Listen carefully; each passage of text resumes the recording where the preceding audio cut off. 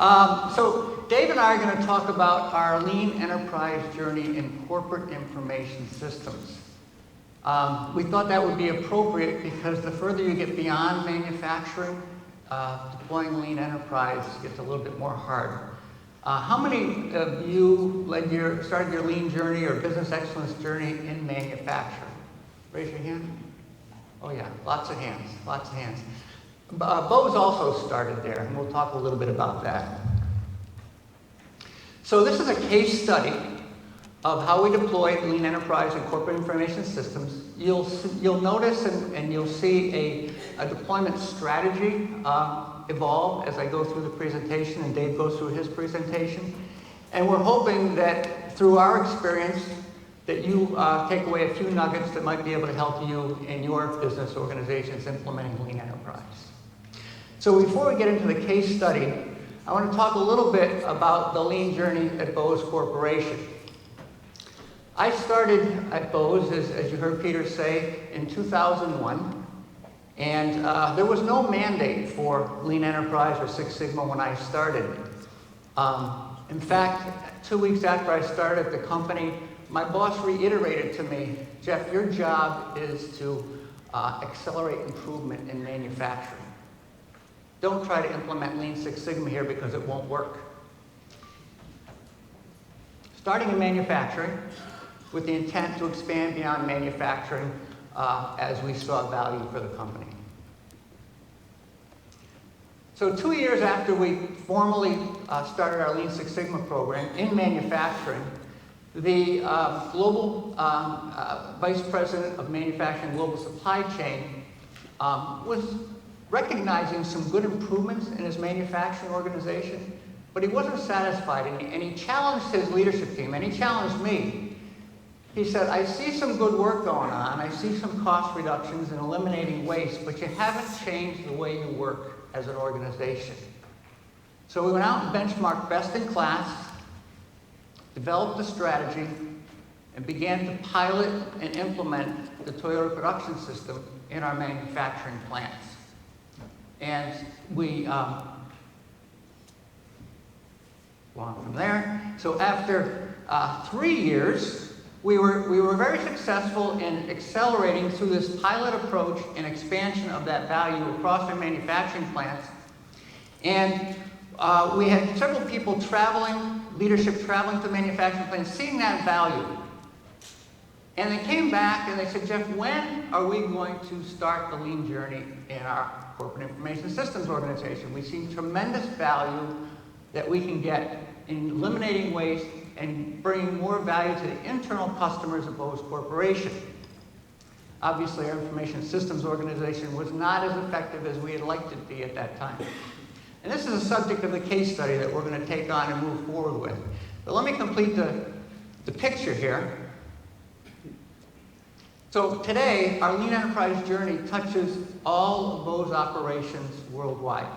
The dots you see on the screen represent lean leaders working with leadership teams in steering committees that take our strategy deployment and flow down to goals, objectives, projects, and we build capability with our Bose Lean Enterprise curriculums to execute on those projects to bring more value to the customers ultimately.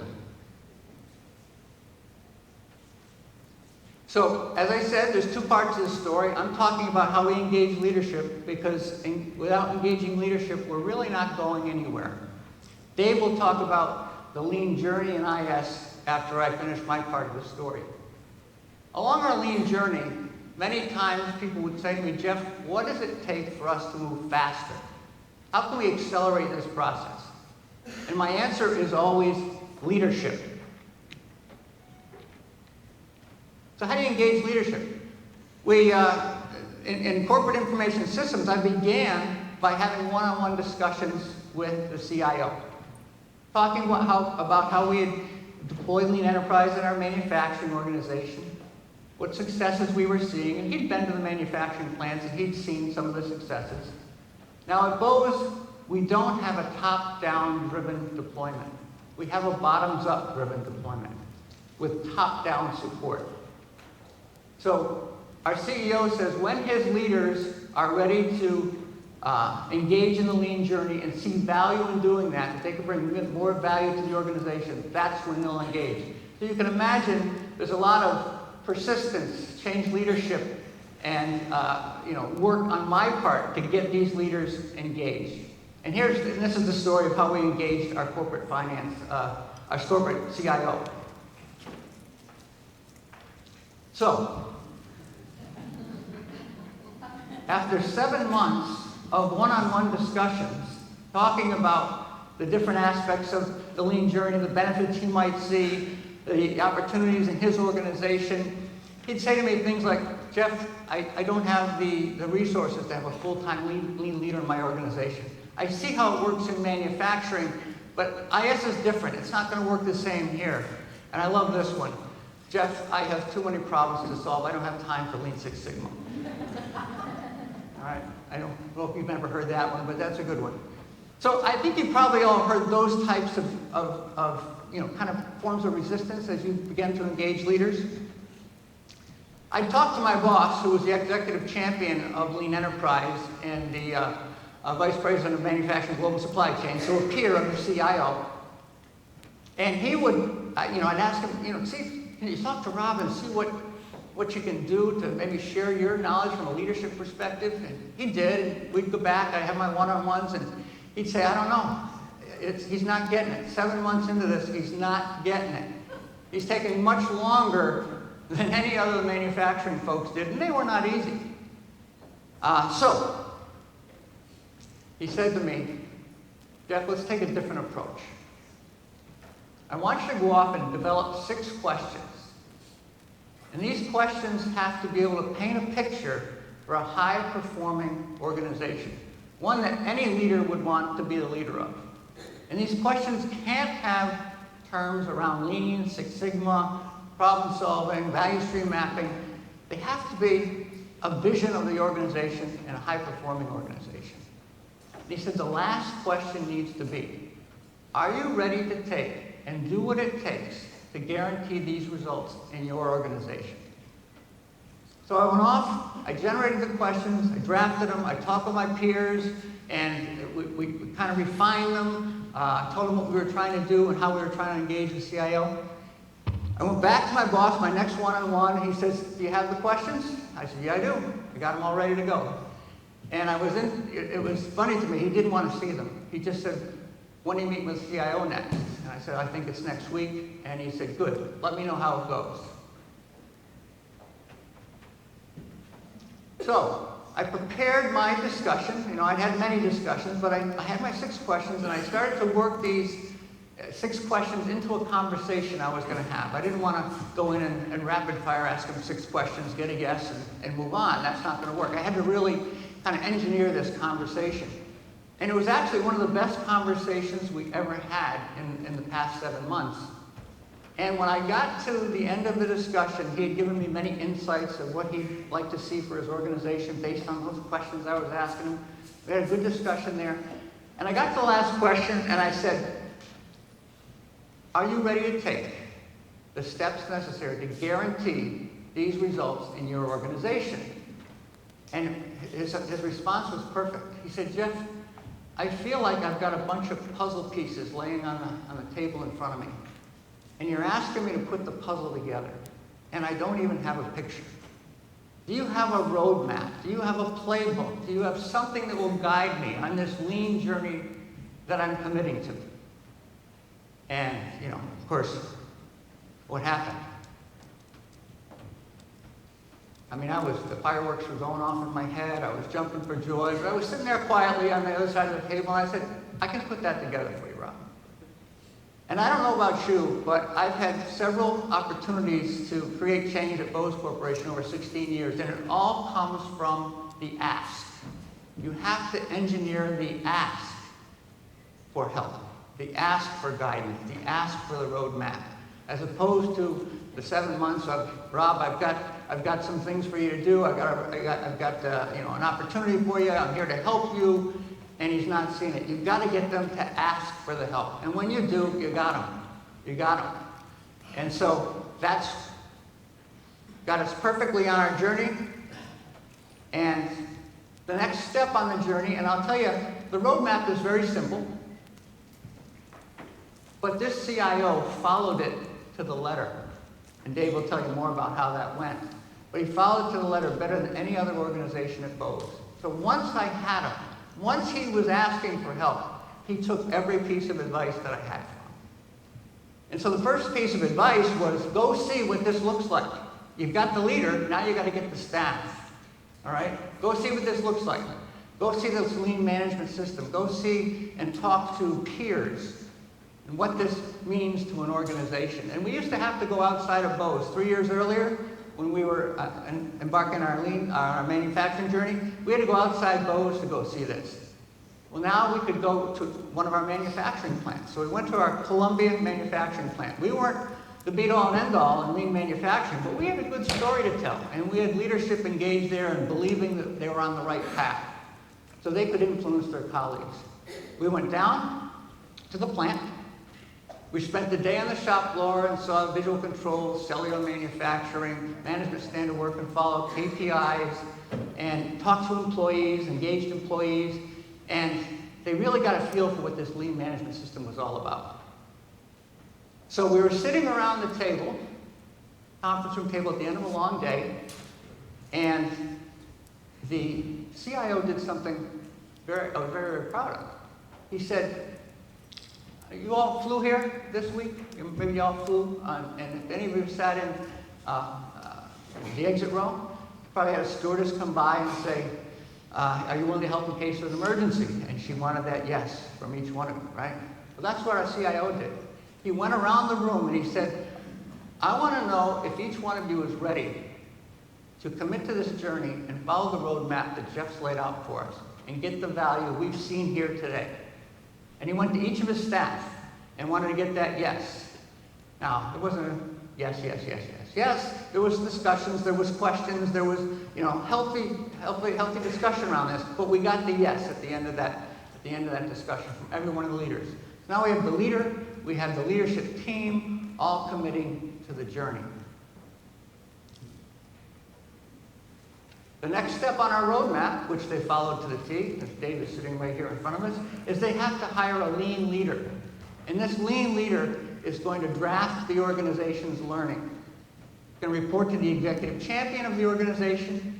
He's going to engage with the Lean Learning Council, his global colleagues, for best practices sharing and support. He's going to connect with the deployment office for coaching, mentoring, and training. And he's going to work with the leadership team to select a narrow slice of the CIS organization and implement deeply that lean management system into that narrow piece of the organization to show the value and get advocates, and then systematically expand that value over time, changing the culture. So now Dave is going to come up and talk to us about building the journey in CIS.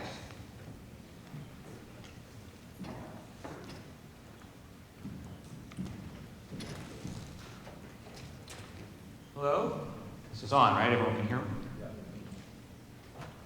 So I'm Dave Margil. I'm the lean deployment leader in our IT organization. And as Jeff said, it took a while, it took a long time for him to get to the point where our leadership team was willing to get on the journey. So I'm here to tell you what happened next. Right? I'm not going to tell you what to do or what not to do. I'm just going to tell you my story because I think the lessons are universal enough that they apply anywhere, whether it's IT or somewhere else. At least I hope that's the case.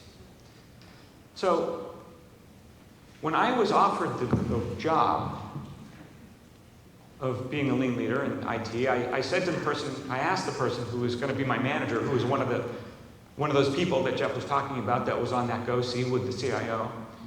I said, is this a flash in the pan, or is the organization really behind this? You know, are they going to get frustrated with me if we don't get results in a few months? And then I'm going to lose all my support. And he answered me with a metaphor that some of you may have heard before. He said, Dave, you know, when you think about breakfast, and I hope you all got a chance to have breakfast. He said, when you think about breakfast, the chicken is supportive of breakfast, but the pig is committed to breakfast. And he said, we're the pig. right? So that's all I needed to hear. I remember so clearly this conversation. I was on the phone. When I heard that, I said, I'm in, right? Because I didn't know what I was going to do, but I knew I was going to need the backing and the long-term commitment of our leadership team to do whatever it was I was going to do. And I can tell you, nearly 7 years later, that commitment really has never wavered. I'm very lucky in that respect. So if you could get that commitment, you're well on your way, all right? So, while I had the commitment, what I realized was that the leadership team didn't really know what to do. They were looking to me for that information. Well, what do we do now? And, they were used to the culture we had. Now, the culture we had was productive, but it wasn't very good at problem solving, and we had been living with problems for a long time, but nonetheless, they knew the culture, and they were comfortable with the culture, and they were leaders of that culture, and I wanted to change the culture. And so I was telling them to sail into uncharted waters, right? Which they didn't really feel good about. And they also didn't understand lean. So it was like sailing into a fog bank. And so my challenge was, how do I get them to turn the ship into this fog bank? And I can't put my hand on the wheel of the ship, and I only get to talk to the captain, the CIO, for 30 minutes a month. How do I do that? Now, I'm going to tell you, I'm going to boil it down to what I think were the most important factors. But before I tell you that, I'm going to tell you a little story. A couple years ago, I was lucky enough to be asked to speak to a group of improvement professionals, much like this group, a little smaller. But the night before that talk, my host took me out to dinner. After a couple of drinks had been served, they said, Dave, don't tell us everything went perfectly. Don't tell us everything you did worked, because we won't believe you. We know that's not how these things happen, right? Tell us the truth. Tell us the good, but also tell us the bad. And I was happy that they said that, because I had been planning to do that anyway, but it loosened me up and ended up being a very good talk. So in that spirit, I'm going to tell you what worked and what didn't work. I'm going to tell you the truth. But just to keep you on your toes, I'm also going to tell you a major lie. And see if you can pick up on it when I get there. All right? So, I've got limited time, to talk to you. I remember when I was speaking to the organizers of this amazing conference, they said, don't go too long. We want to keep people excited and interested. So I'm going to boil it down to what I think were the key success factors. And I could talk about this for hours, but I've only got a few more minutes, right? So I'll do my best, and if we have time for questions, great. And if not, you can come grab me while I'm having coffee later. I love sharing. So the key success factors that I think really made a difference for us. The first one was what I will call leadership communication, right? So I said I only had 30 minutes a month with the CIO. I asked for that meeting, and I was grateful that he gave me the time. Very busy guy. He said, okay, I don't know exactly what we're going to talk about, but sure, let's meet. And so the first few meetings were kind of awkward, right? I didn't really know what I was doing, and he didn't know what he was doing, but he thought I knew.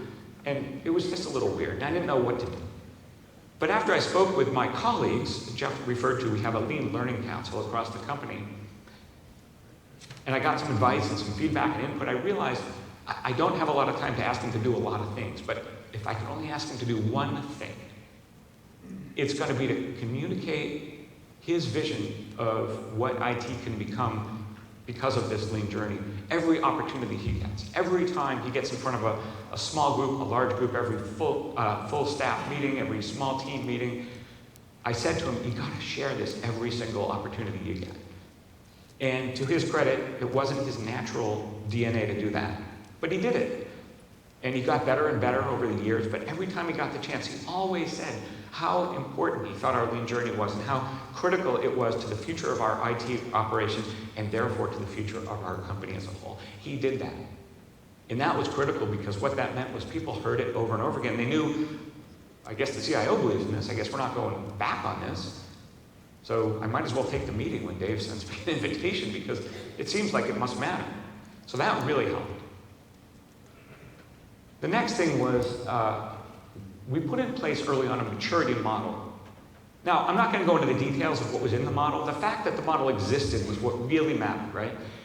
It gave us a structure. It gave us a way of thinking about the journey that we were on. And there's a saying that if you're going somewhere and you don't know where you are and you don't know where you're going, you're never going to get there. Well, we used a maturity model to know where we were, to know where we were going, and it really helped us codify the work we were doing. And it prevented us from having a bunch of small improvement projects from all over the place that really didn't add up to anything. It saved us from that fate. And I've been recently coaching some folks outside of Bose, and some of them don't have maturity models in place. And it's clear to me, without even asking that question, that they don't, because they're struggling with situations where improvement projects happening all over the organization never seem to add up to any kind of transformation. It's a little improvement there and a little improvement there, and they're frustrated. And when I asked them, do you have a maturity model? The answer is no, I don't have that. That really made a difference for us. So that was a key success factor. And we used it extensively for the first 3-4 years of our journey. We use it a little less now, but it was critical to get us on a sustainable path. Now, the next one is what I call training plus coaching. Now, in this conference, you're probably going to go to a lot of talks, and I've been to a few talks, where people talk about when you start your journey, get some quick wins. Now, I believe in it. And I remember we said we need some quick wins.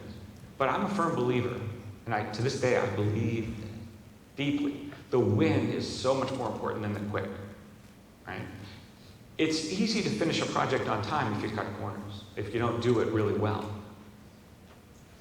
But if you don't do your first high-profile lean project well, people are going to see that, and it's going to kill you. It's going to stop you dead in your tracks. So you've got to make sure that first effort is really successful, sustainable, and impactful, because think of it this way, right? 2-3 years from now, if it succeeds, is anyone going to care that it was 2-3 months late? They won't. But they will remember that it transformed the organization. Now, the only way to make sure that you get that transformative project to succeed that way is to make sure that you go through thoroughly all the steps of a structured problem-solving approach, whether it be PDCA or DMAIC or whatever it is. And the only way to make sure you do that is to make sure that the person, the practitioner, has good coaching. Someone who's going to hold their feet to the fire and really make sure that they do it right, that they don't cut corners. Now, this is one of those areas where I'll admit I didn't put enough emphasis on this early on, and it held us back. We'd be further on our journey now if I'd put more emphasis on quality coaching throughout the organization early. Early on I was coaching everybody, and that was not sustainable, and we had people who didn't get sufficient coaching, and we had people who, problem statements that were just vague, and goal statements that had no measurable component to them, and scope that just expanded and contracted with the whims of whoever happened to be talking to them. And that didn't work out. But once we started putting an emphasis on quality coaching, things tightened up. We shortened the time to value. Problem statements got crisp, goal statements got measurable, scope remained manageable, and we got much better results. So coaching is critical. I always say, training without application is waste, but application without good coaching is suboptimal at best. So coaching levers up the learning, the training.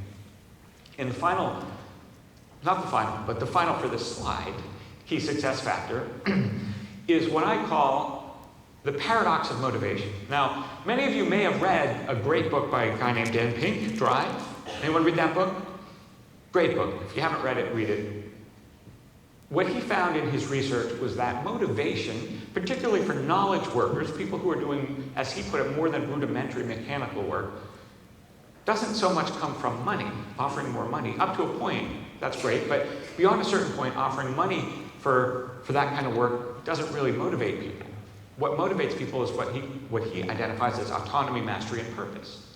And he's got a great TED Talk on this, so go watch the TED Talk. So I had read the book, and I believed deeply in what he was saying, and I still believe in what he's saying, but I think there's another part of motivation, a social dynamic to motivation. So one of the things we did that Dan Pink, the author, would have said don't do, is we tied our bonus to our lean maturity attainment, which feels like a real no-no. But what that did is it created a social dynamic. So if a leader who was responsible for part of that lean journey, for part of that lean attainment that year, on a visual board saw there was something red next to their name, they did the work to get it to green. And it wasn't because they might get a little bit bigger bonus. It was because they didn't want to be the one who was the weak link in the chain, right? They didn't want to be the one who prevented us from reaching our goals. They didn't want to lose social equity, right? So it feels a little bit uncomfortable to say that, but believe it or not, that made a difference. That got us into the habit of operating in this way. So we used that technique, and it really made a difference. Now, I want to talk also about core business process. As lean professionals, you think about value stream management, core business process.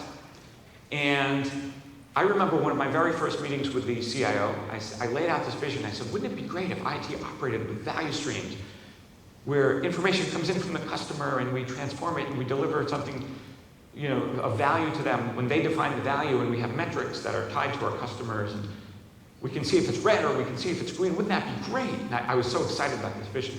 And he looked at me in his way, and he raised an eyebrow, and he said, Dave, I don't know enough to know if that's the right thing to do. Now, this is a brilliant guy, and he wasn't doubting lean. He was already committed. Jeff had gotten him to that ask. He just didn't know enough, right? He said, I don't know. Well, over the years, I kept pushing that vision, pushing it. I remember once, a couple years ago, I actually went into our senior leadership team and I presented it again. I presented the vision in detail, and I said, it's time for us to step up and go value stream management, all in, appoint value stream leaders and everything. And the CIO said, Dave, no one would want that job of being a value stream leader. We're not doing it. Well, over the past 2 years, incrementally, we've been moving in that direction anyway. And I said to my manager, who reports to the CIO, one day I said, it feels like we're moving that direction. Even though I got shot down, what happened? He said, oh, yeah, you were shot down, but believe me, we heard you, and we're going there.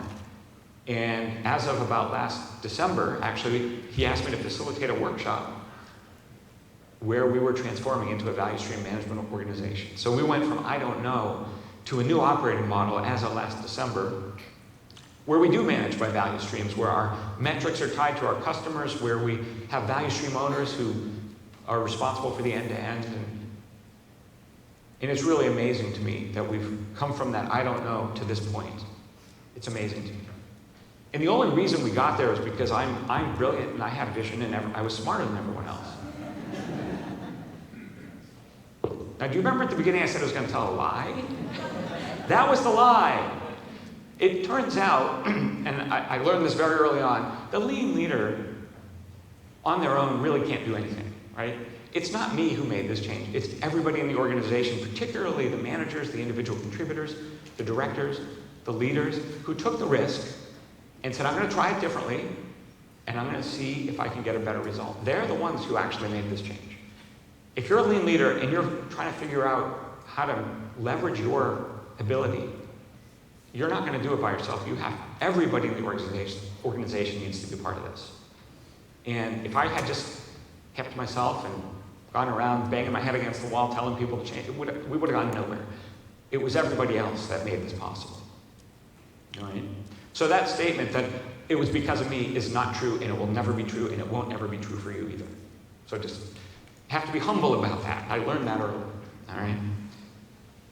So I know we're getting toward the end, and I want to just finish up, but if you can't make the change by yourself, what can you do? Well, you have to influence people. And I don't have a staff. So it's the traditional or the problem of how do you influence without authority. And I learned some lessons.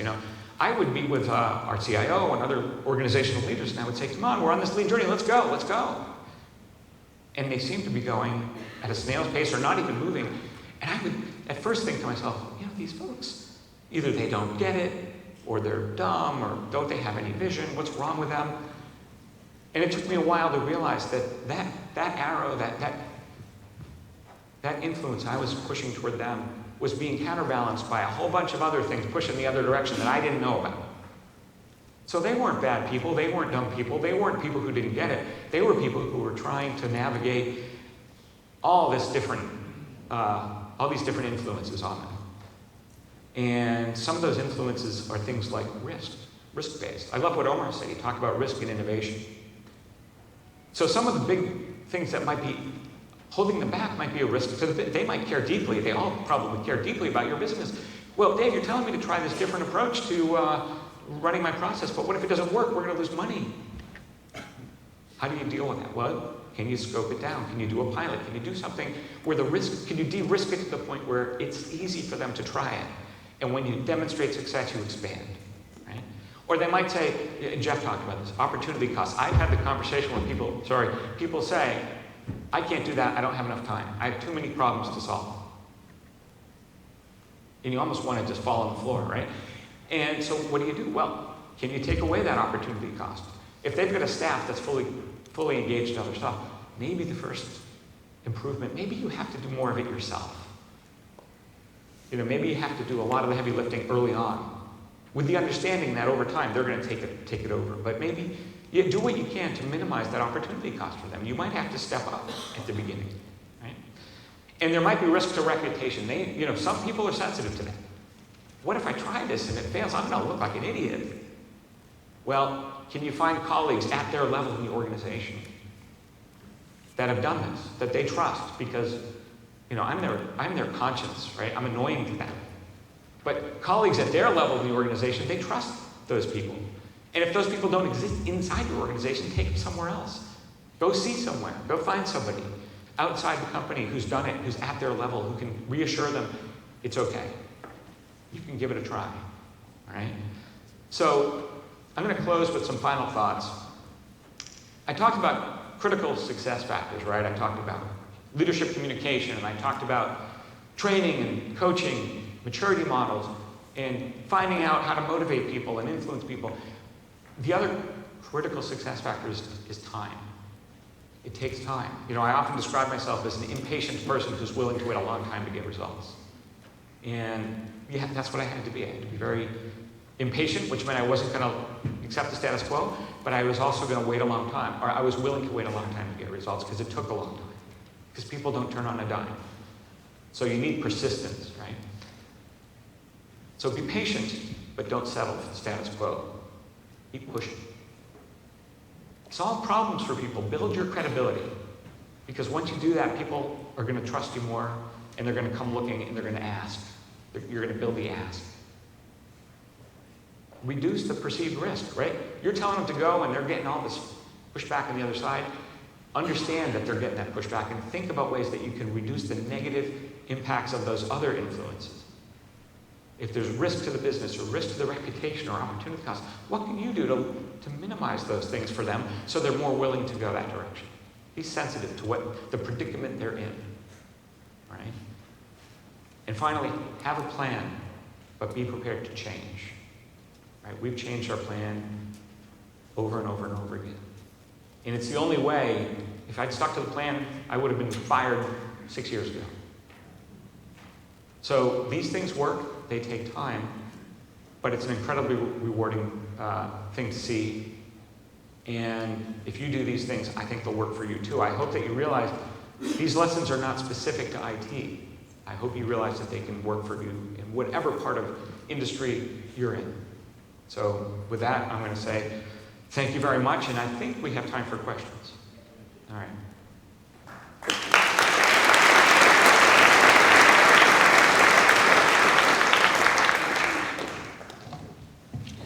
Wow. I have to say, when I saw the agenda, I thought these guys are following the guy from NASA.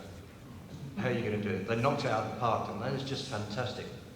Inspirational presentation. Thanks very much, guys. Really fantastic. Question time. We have about 5 to 10 minutes, so we have our first question over there.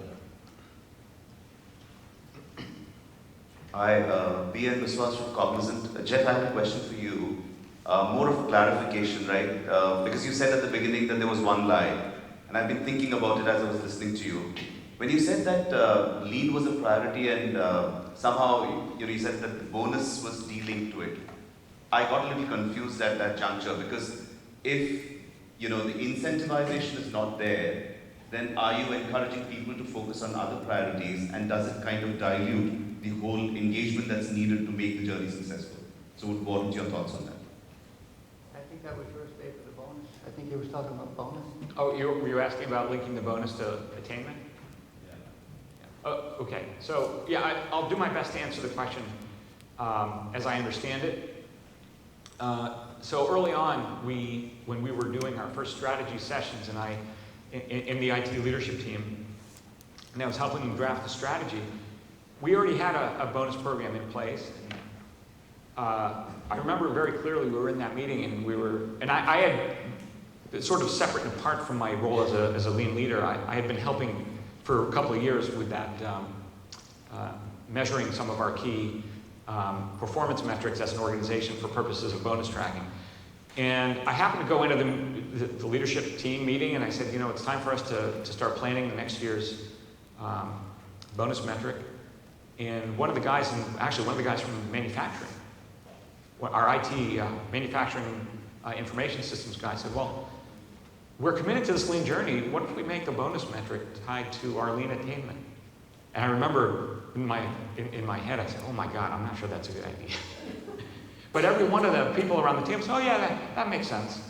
And I was very nervous about it, but what I did is I went off, and they said, Dave, can you figure that out? I said, yeah. So I went off, and I took our maturity model, which I talked about, and I said, these are the things I think we can achieve this year.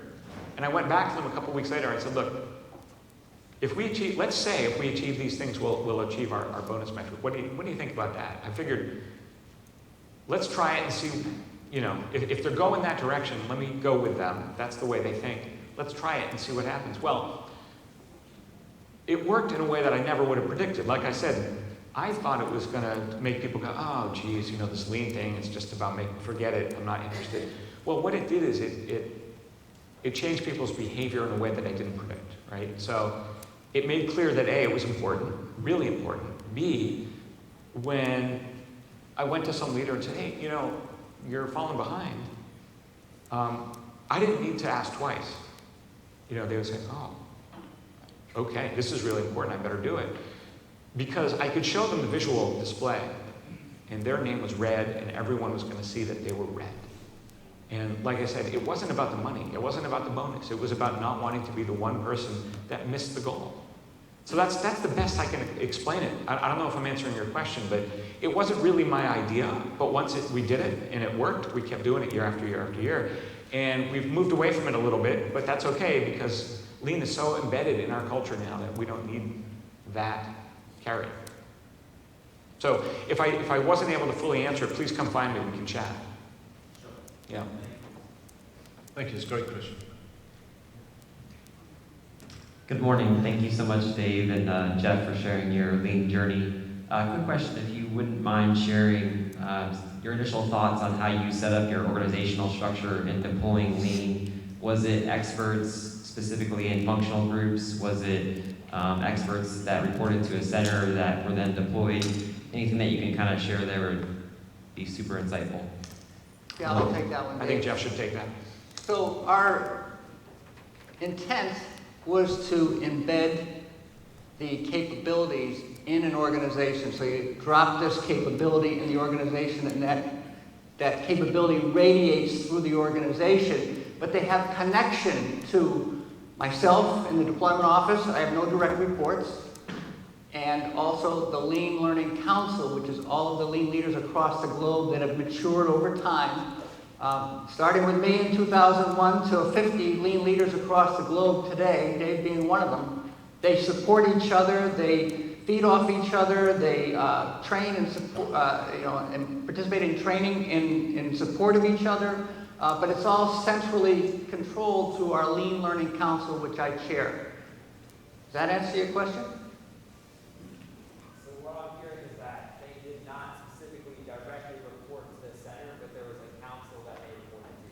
Right, it's a community, let's put it that way. It's a community of lean leaders with like goals and objectives, with a maturity model in hand, an organization they're responsible for, and developing lean maturity to bring greater value to Bose and execute on our business strategies. And they support each other, they take direction from me through the Lean Learning Council and then out to their organizations, and they report up to their local leadership. Super. Do we have any more questions? Mike's just on its way round to you. So if you tell us your name and your company, that would be fantastic. Yeah, Bob Anderson with And thank you, gentlemen, for your great talk. Jeff, you kind of left us hanging there a little bit with those 6 questions. I was a few waiting other for people that. have them, so could you share that with us? I was waiting. I have them right here. I could read them, but I don't know if we have time. If you want to catch me afterwards, I will show you them. I will take your card and I'll email them to you. Jeff, I think you better read them. You want me to read them? Let's get a riot here. We don't want to riot. I'll read them. Okay. Question 1. What keeps you up at night? What is your future vision of IT at Bose? That really engaged the conversation, right? Then, would you like to see your IT team improve time to value by maximizing the brain power and creativity for the organization beyond your expectations? Is there value in IT focused and aligned and excited about continually improving quality, cost, and customer service? Would you gain synergy and productivity in all IT organizations supporting each other for the benefit of Bose Corporation? Would you like to have a system where normal versus abnormal was clearly visible, freeing up time to manage and anticipate future business requirements? And then finally, the clincher question, would you commit to activity to do what it takes to demonstrate this value in a narrow slice of the organization to generate advocates and guarantee the results we've talked about here today? So that was an hour-long conversation keyed off by those 6 questions. And like I say, it was a great conversation, and it worked perfectly to get him where he was at the ask at the end. Okay? That's amazing. Thank you. Looks like there's someone in the back. We got another question? Yeah, thank you. Joel Rapowitz, Citibank. I've actually had a follow-up question for the one on my side of the room regarding the organizational structure of the City Lean team. My question is more about the makeup, the profile of the City Lean team. What's your recommendation or experience in creating a team? Do you create a team of engineering background people or people that are familiar with the business that you recruited internally, or some sort of combination? So we have all types of backgrounds. Dave, you have a background, and can you explain your background? Yeah, I was actually a part of the IT organization before I got the role as lean leader, and I had a background in IT and IT project management and some minimal engineering in IT, but that was my background when I started. But I didn't have a lean background when I started. So He had no background at all. He was good, as I say, good raw material. We were looking for a good raw material that could fit into our system and then become a master black belt over time. And so that's what we look for. We look for folks with passion that step up and say, hey, I want to be part of this, that compete for the role and really want to do it. That's the kind of person you want. They could be an engineer, they could be a business person, they could be anyone in the organization, as long as they have passion and innate capability, and they want to do it. And then we can teach them. We can teach them the system.